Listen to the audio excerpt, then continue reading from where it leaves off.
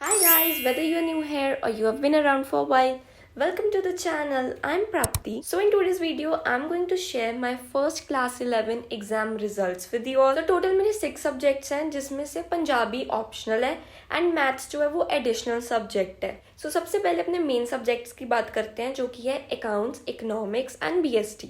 सो accounts में मेरे आए हैं 78 आउट ऑफ 80. बेसिकली अकाउंट्स में मेरे 2 MCQs गलत हो गए थे जिस वजह से 2 मार्क्स डिडक्ट हो गए.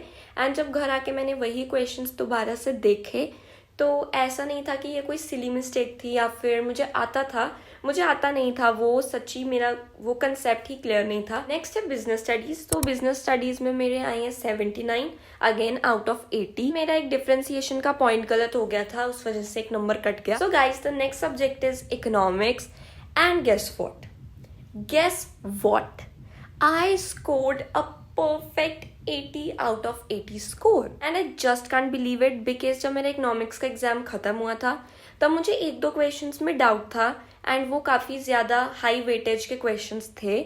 सो मुझे लग रहा था कि उस वजह से बहुत सारे मार्क्स कट जाएंगे.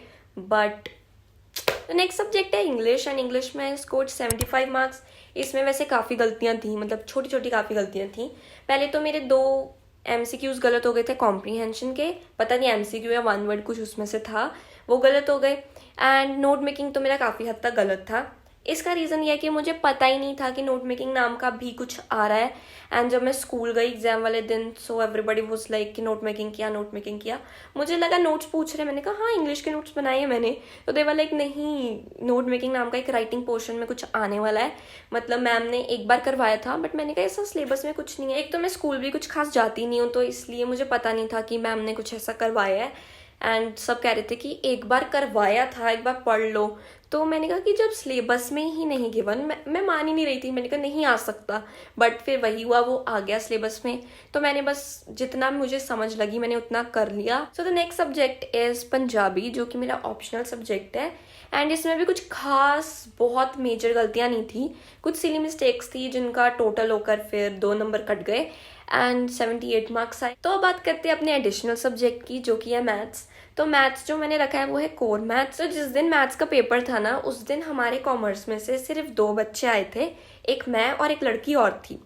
तो जब हमने मैम से पूछा कि बाकी बच्चे क्यों नहीं आए, तो मैम ने कहा क्योंकि ये आपका एडिशनल सब्जेक्ट है, इसमें आप चाहे पास हो फेल हो कुछ फ़र्क नहीं पड़ता, इसके मार्क्स ऐड होंगे नहीं, ना 11th में ना ही 12th में. तो जब मुझे ये चीज़ पता लग गई ना, तो पेपर मैंने इतना टेंशन फ्री होकर अपनी ज़िंदगी में कभी कोई नहीं दिया. इतने मज़े से पेपर किया मैंने, कोई चिंता ही नहीं थी कि टाइम मैनेज होता है होए नहीं होता, कोई दिक्कत नहीं है. फिर मैंने बड़ा ही फ्रीली पेपर किया. बट इसमें फिर भी अच्छे नंबर आए हैं जो कि ये 75.5 आउट ऑफ 80. एंड अभी मुझे वीडियो बनाते बनाते रियलाइज़ हुआ कि मैंने अभी तक अपनी परसेंटेज तो कैलकुलेट ही नहीं करी. तो अब मैं परसेंटेज कैलकुलेट करने लगी हूँ अपनी. तो मैथ्स को एक्सक्लूड करने के बाद जो मेरी परसेंटेज बनती है वो है 97.5%. So yeah everyone, thank you so much for watching the video. Make sure you like, share and subscribe. Bye bye and happy studying.